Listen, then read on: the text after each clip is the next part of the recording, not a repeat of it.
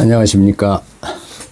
오늘 백제무왕 행짝길 TV 두 번째 방송을 시작하겠습니다. 지난 방송에서도 말씀드렸듯이 백제무왕 행짝길 TV는 전북 익산에 있는 5.5km 백제왕도 세계유산길을 해서 따온 방송 명칭입니다. 5.5km 백제왕도 세계유산길.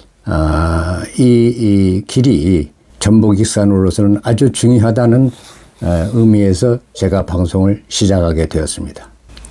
결국 이 방송의 목적은 지금 현재 지방 위기에 처해 있는 한국의 현실을 극복하기 위한 방법으로 각 기초단체가 228개가 있습니다. 228개의 각 그 단체가 각자 노력을 해서 뭔가 새로운 방법을 찾아야 하지 않겠느냐 하는 의미에서 전북 익산에서 제가 방송을 하게 된 것입니다.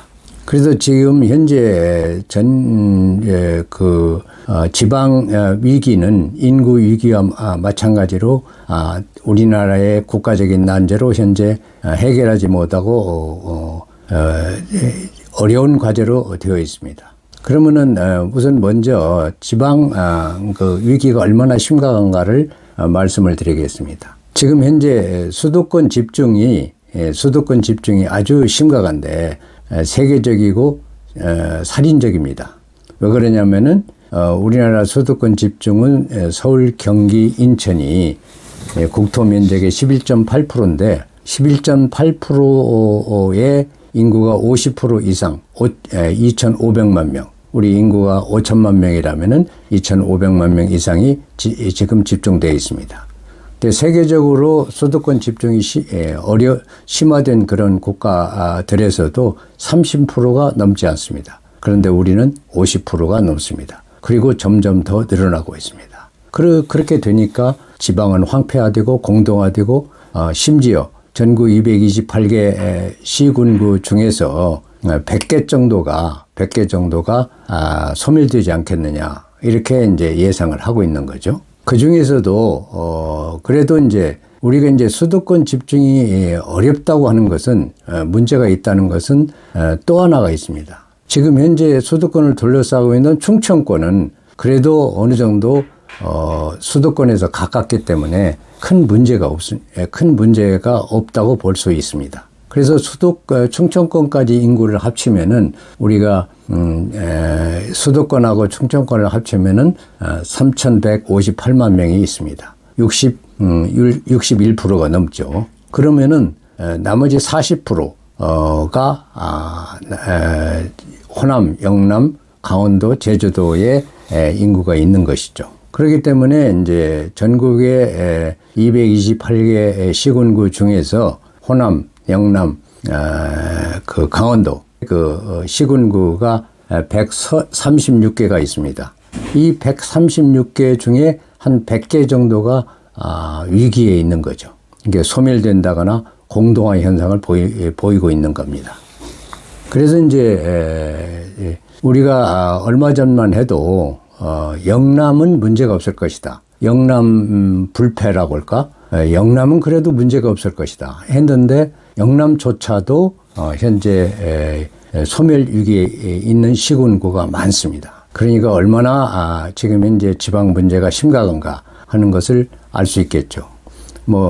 지방에 대해서 서울에 워낙 많이 살다 보니까 지방에 사는 인구가 적다 보니까 지방의 위기에 대해서 둔감해진 그런 감도 있는데 사실은 아주 심각한 거죠. 그렇게 말씀을 드릴 수 있을 것 같고, 그러면은 수도권에 집중이 되면은 무슨 문제가 있느냐 이런 얘기가 될 수 있겠죠. 수도권이 집중이 돼서 거기에서 이제 고급 인력들이 세계적으로 경쟁하는 기업들에 취업을 하고 연구 개발을 하고 이렇게 하면은 오히려 국가적으로는 플러스 되는 면도 있지 않느냐 이렇게 생각할 수도 있습니다. 그것이 틀리다는 얘기는 아닌데, 그러면은 그 수도권도 잘 되고 지방도 잘 되는 방법이 없겠느냐 이런 생각을 해야 하지 않겠습니까? 그런데 그거에 대한 해답을 아직 찾지 못하고 있는 거죠. 그래서 이제 수도권에 집중됨으로써 생기는 여러 가지 문제를 한번 생각해 보겠습니다. 우선 당장 북한이 얼마 전만 해도 뭐 지금도 마찬가지지만은 장사정포를 만들어 가지고 생산을 해서 휴전선에 배치를 해서 언제든지 서울을 불바다를 만들 수 있다. 이렇게 해가지고 서울과 휴전선이 얼마 되지 않는 거리에 있는데도 불구하고 수도권에 인구가 집중되어야 하느냐 하는 문제가 있을 것이고, 두 번째는 이렇게 되다 보니까 수도권 인구가 집중이 되다 보니까 이제 교통이 복잡한 거죠. 경기도에서 서울로 오는 교통이 엄청나게 복잡합니다. 그러다 보니까 지하철을 그렇게 많이 뚫었는데도 불구하고 그것도 부족을 해서 이제 지하 50m를 가는 GTX를 지금 현재 건설을 하고 있습니다. 엄청난 예산을 투입을 해서 GTX를 건설하고 있는 거죠. 그게 얼마나 이게 자원의 낭비입니까? 그래서 이제 수도권의 인구가 몰리니까 어쩔 수 없이 하는 거지만은 엄청난 자원의 낭비죠. 어떻게 보면은 환경 파괴라고 할까 이런 얘기가 되는 것이고, 또는 그리고는 또 그린벨트를 해제해서 아파트 신도시를 건설하고 있습니다. 그린벨트를 해제해서. 그린벨트는 정말 우리의 그 어떤 생명이고 영혼이라고 볼 수 있는데 그거를 해제해가지고 아파트를 짓는다. 참 그 수도권 난개발이 아주 심각한 거죠. 그리고 이제 또 하나 문제점이 뭐냐면은 그 수도권의 출산율이 매우 낮습니다. 그러니까 우리나라의 이제 2023년 말 출산율이 0.72명인데 서울은 0.55명입니다. 심각한 거죠. 0.72명도 이게 아주 심각한 건데 서울은 0.55명입니다. 인천이 0.69명입니다. 그러면은 이 그 수도권에 몰리는 젊은이들이 경쟁이 워낙 심하다 보니까 결혼하기가 두렵고, 또 결혼을 하더라도 애 낳기가 두렵습니다. 그래서 결혼 기피 출산 파업이라는 그런 얘기가 나올 정도로 수도권의 그 출산율이 낮다. 그 대신 전남 강진은 1.47명입니다. 그와 같이 지방으로 갈수록 출산율은 높아지고 서울로 올수록 출산율은 낮아지다. 그러니 이것은 뭐 우리나라뿐만 아니라 일본 동경도 마찬가지입니다. 그러니까 이제 수도권 집중이 문제가 있는 거죠. 그리고 또 하나는, 그러면 서울에서 자란 아이들과 지방에서 자란 아이들이 생각하는 사고 폭이라든가 그리고 또 우리가 흔히 얘기하는 헝그리 정신, 그러니까 뭔가 부족해야만 그것을 메꾸기 위해서 자기가 열심히 노력을 하는데, 서울에서 아파트에서 도시에서 수도권에서 사는 아이들은 너무 풍족한 겁니다. 지방에 비해서. 이게 그 풍족하게 자라니까 뭔가를 자기가 여기서 부족한 것을 메꾸겠다 하는 그런 정신이 상대적으로 취약할 수밖에 없습니다. 이거는 뭐 어쩔 수 없는 현상이죠. 그래서 이제 지방이 소멸되면은 지방 인재가 고갈되게 되는 거고, 그래서 이제 세계적인 인물이 상대적으로 나올 가능성이 적어진다. 이렇게 평가할 수가 있는 겁니다. 그래서 이제 미국의 대통령도 대부분 지방에서 나왔습니다. 지방에서 미국의 대통령도 출생을 했고요. 그래서 대표적인 사례가 오바마 대통령이 미국의 섬 하와이에서 출생을 했습니다. 그리고 이제 한국에서도 한국의 대통령들도 예를 들어서 뭐 김영삼 대통령은 거제도에서 섬에서, 그리고 이제 김대중 대통령은 신안의 섬에서 태어났죠. 그래서 이제 지방에서 태어난 대통령이 한국에도 대부분 지방에서 출생을 했죠. 그런 인물들이 결국은 큰 일을 할 수 있다, 이렇게 볼 수가 있죠.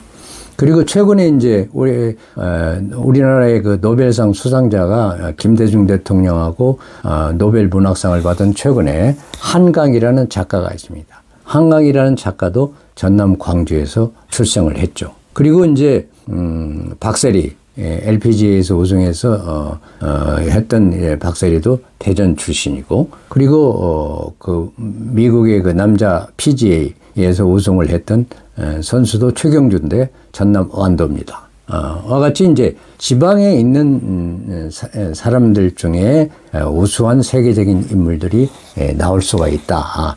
뭐 그렇다고 해서 서울에 있는 사람들이 못 된다는 얘기가 아니라 확률적으로 봤을 때는 그렇다는 얘기입니다.